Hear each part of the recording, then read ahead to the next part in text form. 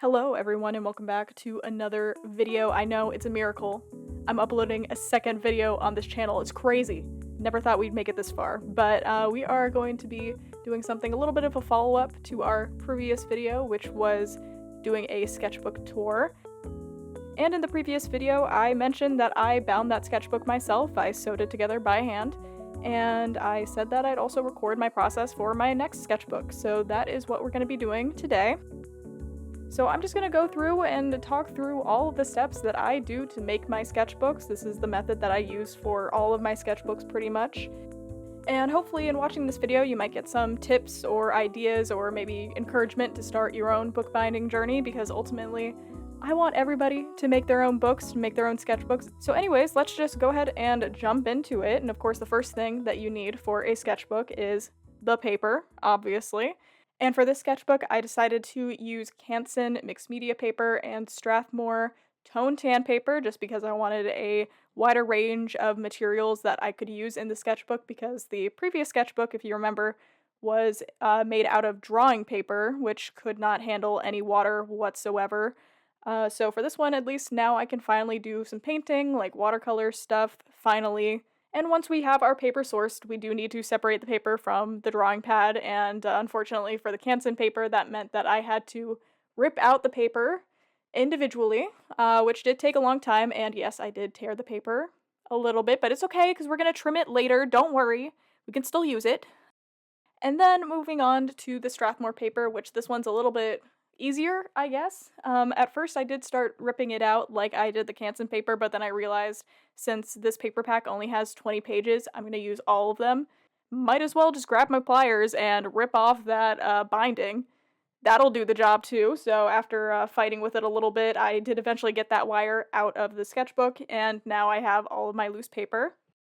And then I did also have to remove the punched hole binding part of the paper with the perforated edge and just hope and pray that I don't tear the paper again. And then the next step is folding the paper in half, and yes, I do fold the paper in half one by one by one.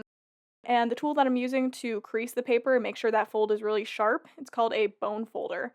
And a bone folder is a very common bookbinding tool. It's very popular if you are doing a lot of bookbinding projects. But if you aren't doing a lot of bookbinding projects, you don't know if you want to invest in specific tools for that hobby, you can just use a tablespoon, just like steal one from the kitchen. That works perfectly fine too. And also the bone folders are called that because traditionally they are made out of real bone, and mine is made out of real bone. So if you're wondering what that looks like, it's just like that. And now that we have all of our pages folded in half, we are going to now trim them to size. And the size that I decided that I wanted to make my sketchbook was going to be 7 by 8.5, which means that our pages need to be 8.5 by 14 because, again, we folded them in half. So I'm just going to trim them down and make sure they all are a consistent size. And then we are going to stack them together and kind of gather them into signatures, and that is what we call a grouping of pages like that. It's called a signature. And now that we have all of the signatures ready to go, you can actually start to get a sense of how big the sketchbook is going to be, like the thickness of it. And also when organizing my pages into signatures, I did also make the decision to vary my pages per signature instead of last sketchbook where I had one type of paper in the front and then one type in the back. This time I'm just blending it all together, and then whatever page I land on while working the sketchbook, that's just what I'm going to use because I think I prefer that more. But yeah, that is what all the pages are going to look like, and now that we have all the signatures gathered together, it is time to punch the holes in the signature.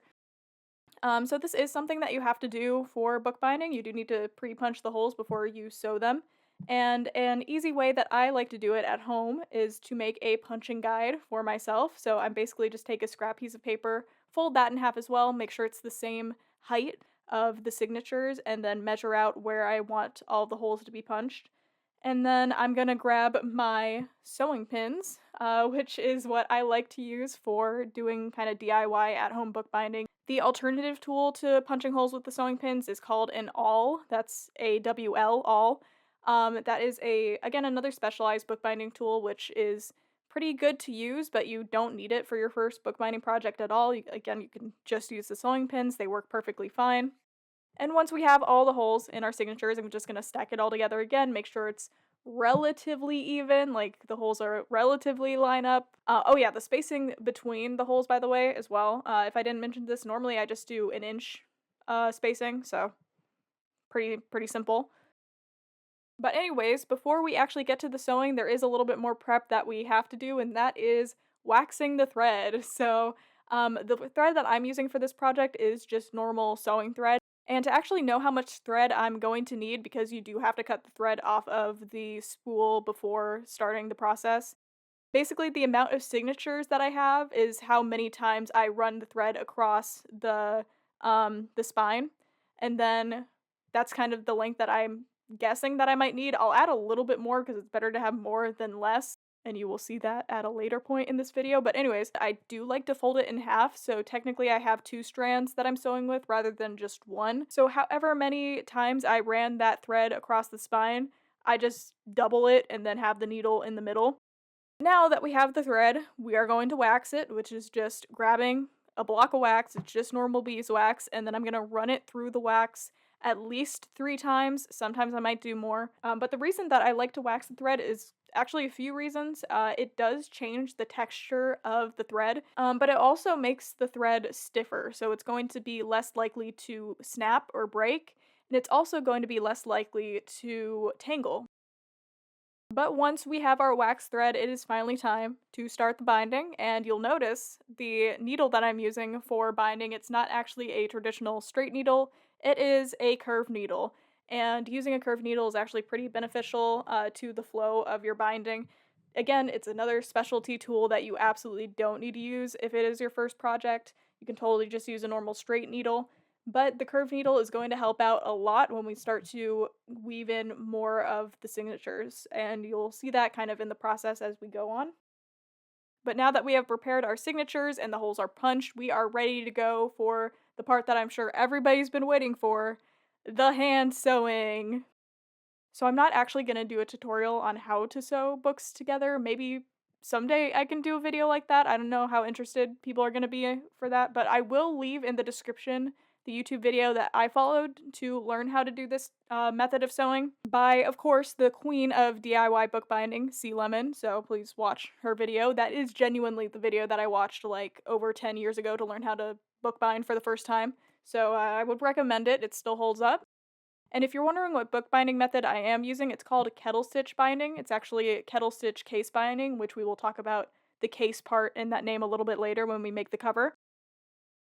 And the method of kettle stitch, it's pretty easy, but if I were to recommend you a binding style, if you've never made a book before, I would recommend Coptic Stitch over Kettle Stitch, because Coptic Stitch, honestly, it's the same method as Kettle Stitch, but the only difference is that you don't finish the spine, like you don't glue the spine, and you don't have to make a separate case cover, so like the hardcover for your book, because Kettle Stitch is a sewn board binding, so you just sew the cover board into the binding itself. Basically what I'm trying to say is it doesn't require any glue at all, so it might be a little bit easier to jump into instead of Kettle Stitch. But the basic process of doing Kettle Stitch and also Coptic Stitch, basically you take your needle from the inside of the signature, go to the outside, wrap around the previous stitch, and then go back in the same hole, and then go to the next hole, go out, loop around the previous stitch, go back in, next hole, out, loop around, go back in. Basic process over and over and over again.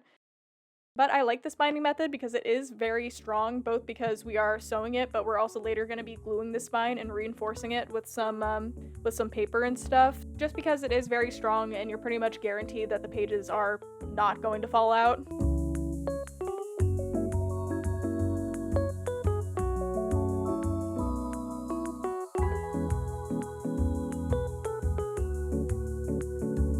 And as we get to the end of the binding process, you're going to start to see the biggest mistake that I made with this book, and that is I miscalculated the length of the thread, which left me with this tiny, tiny tail at the end. And I'm going to be honest with you guys, every time I make a sketchbook like this, something goes wrong. Something big goes wrong, but it's always something different. I never make the same mistake twice, but there's always something, and this book's something was the tail is too short and I cannot tie it off. I can't tie a knot to finish it.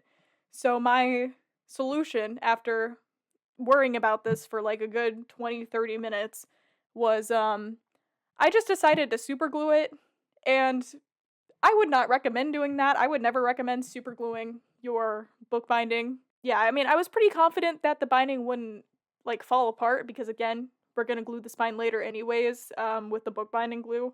But, yeah, I super glued it. So, don't do that. But I did that, okay? Anyways, look at that, the binding is done. We now have our text block.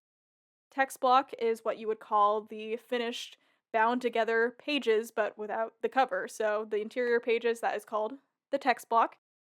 So before I work on the spine, I actually do need to add a few more pieces of paper, and that is the end papers. And the end papers are going to be that sort of in-between point. That's going to be the point of contact between the text block and the cover. So they're pretty important. If you grab like a hardcover book and you open it up, you should be able to see those end papers. They are thicker paper. Sometimes they'll have like an illustration on them or maybe like a map, something fun like that. But those are called end papers. To attach the end papers, it is just a strip of glue at the top, stick it on, boom, done. Is there a proper measurement for this? I'm sure there is, but I'll be honest, I hate measuring and I hate doing math. I eyeball most of this, and you're gonna see that later too when we actually make the cover. And I guess I should also mention the glue that I'm using here. It is PVA glue, and it is the only type of glue that I would recommend you use for bookbinding projects, and this is like the main thing that I would say. Like, you don't have to go out and buy bookbinding supplies for anything else, but if you need to glue something, use PVA glue. Do not believe anybody that's like, oh, you can use an alternative. You could use tacky glue. You could use, I don't know, hot glue. Please don't do that. PVA glue is a pH neutral glue. It's archival, and most importantly, it is flexible. It is a flexible but very strong paper adhesive, and it is what you will need for your book spines or any other part of your project. So please do not use any other type of glue on your book spine specifically, because if you use any other type of glue, it will crack, pages will fall out. I'm speaking from experience, so that's the only thing that I would say is like the specific bookbinding supply that you need to buy. Again, if you are doing a binding method that requires glue, because there are some that don't. And now we're going to move on to a part of this book that is completely cosmetic. It is not something that you need to do, but I think it looks nice, and that is adding the headbands. So the headbands are a decorative piece that goes between the text block and the spine of the book so that it kind of blocks that area so you can't like actually see inside the hollow of the spine. And traditionally these are sewn into the binding with thread, but nowadays the quickest and easiest way is just to take a scrap of fabric, fold it over a leather cord, cut it to size, and then boom, there's your headband.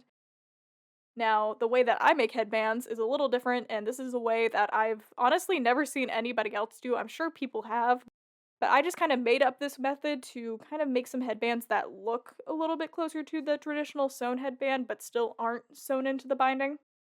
And this method does involve the leather cord. I just cut that to a shorter size, but it's still longer than what I need for the spine. And then I grab some embroidery thread, decide what colors I want to use, and then I just sort of loop it around the cord in a specific way. And if you do that, it'll leave behind two strands of the embroidery floss. So you can kind of build up a little pattern if you just alternate the colors. And honestly, this process does take a really long time and a lot of patience. So if you want to just fold over a piece of cloth, honestly, be my guest. That is completely fine. But once we do have those headbands done, I'm just going to go ahead and throw them on the spine. And with a very liberal amount of glue, just cover the spine completely. There are a few other pieces that I'm going to be putting on the spine though. The first thing is the mull or muslin or super or whatever. It is a piece of fabric, like a piece of woven fabric that will kind of lock the glue in place and just add a little bit more structure to the spine. And I'm going to be honest with you guys, I don't actually use real mull or real super in this. I am using cheesecloth because I saw somewhere somebody years ago was like, "Oh, a good alternative is cheesecloth." And I don't know if cheesecloth is good to use, honestly. It feels like it's not because I've used actual mull before for my bookbinding classes, and this one, it feels like it's doing nothing, but it feels weird if I don't add it. So I'm adding that. And then I'm going to add some paper to the spine as well to cover up all of that glue and the mull. And the paper that I am using, I think it's like a recycled paper. It is thin paper. You want it to be thin so that it's still able to be flexible. But once we have that ready to go, it is time to take the project out of the press and then just glue down those wings on the side. And I guess I should talk about my book press too. So this book press is a DIY book press. It is just 2 cutting boards screwed together. And I made it when I was like 15 and I'm still using it like 10 years later. So not something that you need to use or need to go out and make for your first project. Just like weighing your project down with heavy books works just as fine. Or if you have any clamps as well, like if you have C-clamps that you can tighten, that also works for pressing your book. And I'll also mention, before you glue the wings of those papers down, make sure you have some sort of scrap paper on the inside of your book in those end papers, just because if you ever glue something like this, or when we attach the cover boards as well, all of that moisture from the glue can seep into the text block and warp the paper. So to avoid that, you want to have some extra scrap pieces of paper in there to absorb the water so that it doesn't impact the text block itself. And now it is time to make the cover. Very, very exciting, I know. And the cover boards that I'm using, it's actually just going to be the backing board from that drawing pad that we took apart in the beginning. So we're just basically going to be repurposing every part of that sketchbook that we tore apart. And now we get to do the measurements, which are my least favorite part, but honestly, I do also eyeball many parts of this. But when cutting your boards to size, you do need to think about a few things. First thing is that normally, for boards, they don't go all the way to the spine. There is a gap between the spine, where the spine edge starts, and where the board actually starts. So that's pretty important, that you need to have that gap so that it opens wider. It like has that room to open, because if you don't, it's not going to be able to open all the way. So make sure that the board starts a little bit further away from the spine. But you do also need to account for the overhang because, of course, books do have that overhang. Normally the cover is a little bit bigger than the text block, and that is also important for a sketchbook because that gap does allow the boards to take any hits without the pages themselves getting hit. If you are like carrying it around, the boards are going to take the damage and not the interior paper, so that's why you have that overhang to begin with. So for mine, I have my overhang being around 1/16 of an inch over the edge, but again, it's not going to be perfect, so don't really worry that much about the measurement. And then from the spine, I have about 1/4 of an inch away from the spine, so throw all that into, I don't know, a calculator, figure out how big you make it. I don't remember the exact numbers, but that doesn't matter. But now that we have the board measured out, I'm just going to cut it out, and then boom, we have our hardcovers for the book. Another thing that I like to add to my books, though, is this extra kind of accessory, and that is an elastic closure. So the way that I do this is that I'm just going to grab one of the book boards and then measure and draw a line from, I think, 1/4 of an inch from the edge. And then I'm going to grab my elastic, which this time was just a thin black elastic because that's what I had laying around in my supplies. And I'm going to draw another line that's kind of the thickness of that elastic. And now that I have my 2 lines, I'm going to do another bit of measuring, I think 1/2 an inch from the edge of the top and bottom. And then after I have that line in place, then I'm going to add another line on top to basically make a square. That's the ultimate goal here, is just make a square. And now that we have those squares, I'm going to grab my X-Acto knife and carve into the board. Now I'm not cutting all the way through the board, I'm just carving into it to make a little reservoir where I can place that elastic band in, and it's going to be kind of laying inside the board. And once I've carved it enough to where I think it looks good, I'm going to be cutting all the way through the top of the top square and the bottom of the bottom square. And that is where we're going to be placing the elastic. And you're also going to notice that I didn't cut a board for the spine, and honestly for my sketchbooks I prefer not to, and I just like to leave the spine blank. So it helps with the flexibility a little bit, and also it's just less annoying to calculate the distance between those. So what I do instead is that I'm just going to be placing the boards on the text block and then grabbing some blue tape and just wrapping it around the spine, and that way I can remove the boards and we do still have the distance between those boards where the spine is going to lay. And that is how I eyeball it. So I don't actually do any measurement for this part. I just trust the tape is going to keep the distance and go with that. So now that we know the actual size that our cover is going to be, I am going to grab my book cloth, which is what we're going to make the cover out of. So book cloth is a special kind of material where the front side is cloth, but the back side has a layer of paper on it, so you can apply glue to the back and it doesn't seep through the fabric. There are ways to DIY book cloth, but I've never tried it, so I couldn't really speak on that. But anyways, I'm going to cut my book cloth, and I am using blue for the cover just because I had that color lying around in my stock, and I wanted to use it up, so that's what we're doing today. But now that I have it in the right size, so it's a little bit larger than the actual cover boards, I'm going to just kind of trace the cover boards a little bit and add some notches just to see where they're going to lay on the paper. And I'm going to add a scrap piece of paper in the middle, so I am reinforcing the spine on the book cloth. If you don't do this, it's going to be pretty flimsy in the middle. It's not going to be great, so adding that scrap piece is going to give it a little bit of structure, and it's going to look nice but still maintain that flexibility. So after I add that paper, I am going to glue down the book board, and the basic process of this, cover the board with glue and just slap it down. That's it. I'm still going to use my bone folder to smooth it out, make sure that the glue is pretty evenly distributed. But honestly, this glue is very strong with paper, so you don't need to use a lot of it, just enough. And then after I smooth it out, do the other side, and we're good to go. And now I'm going to be cutting the corners in a pretty specific way. I'm going to be cutting a kind of triangle shape from the corners, but I'm going to be leaving a little gap between the corner of the bookboard and the edge of that cut. Basically, the idea is you want to leave as much material there as the thickness of your board.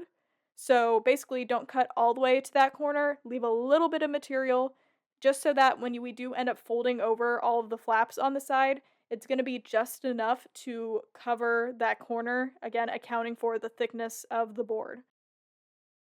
And then I'm just going to add glue to each of those flaps, fold it over. The easiest way to do that is to cover it with glue and then lift the entire cover up and just fold it down. And then I'm going to flip it around again, press it down with that bone folder. And especially when we're doing the top and the bottom, I'm going to make sure that I'm spending some extra care at the spine and really pressing that with my bone folder to make sure that there's no kind of air gap between the board and where there's no board in the middle. And now we have the finished cover of our book. This is called a case, so that's what I mentioned before, the case binding and the Kettle Stitch case binding that I'm doing today. And we're going to be attaching it to our text block. And the way that we're going to do that is just covering those end papers with glue and slapping it together. And when I'm adding the glue to those end papers, I'm still going to leave that gap near the spine, so we're not going to be gluing it all the way to the edge again, so that we have more freedom of movement so it's able to open all the way. So I'm going to line it up and then just press down, and I'm going to open it again and press down with my bone folder, get it as good as I can. If I need to add a little bit more glue to the corners, make sure they really stick down, you can still do that. But after we glue the first side, we're going to do the next one, same process, add glue to the end papers, and then just drop the board down. This is the most stressful part of bookbinding, in my opinion, getting the case to look good, and really, it never looks good, and that's okay. It doesn't need to be even, it doesn't need to be perfect, just do the best you can. And after pressing it down more with my bone folder, that is it. We now have a complete book, technically. Now, I'm still not going to open the book a lot today. I'm gonna leave it in my press kind of overnight, make sure the glue is completely dry. But the next day, I'm going to take it out of my book press, and there we go. We have our finished sketchbook. And that also means that I get to do genuinely my favorite part of bookbinding, and that is creasing the spine. So I'm going to grab my bone folder and just run it along the board, because you can feel it if you move your bone folder across there. You're going to find where that board edge is and just press down, and it makes a really nice crease, and that is truly what I think makes it look like a real book. But after we do that, we have a really nice looking book, and now it is time to cover it with stickers, of course. And I'm going to be honest with you, placing these stickers took me like 20 minutes. It was crazy. I don't know why it took me so long. I was so particular about the placement of everything. And now I get to work in the sketchbook for probably 2 years, because that's apparently how long it takes me to finish these sketchbooks. Hopefully less time, but we'll see. But anyways, thank you guys so much for watching my sketchbook being built, and I hope this encourages some of you guys to maybe pick up bookbinding yourself. If you're interested in more info about bookbinding, again, I'll recommend those videos that I'm linking in the description. But also, if you want more info from me about bookbinding, let me know if there's any particular thing you want to see or any questions that you have. I've been bookbinding for many years. I love it. It's one of my favorite hobbies, so I hope you guys get into it, because I genuinely love it. But anyways, thank you guys so much for watching this, and hopefully I will see you in another video.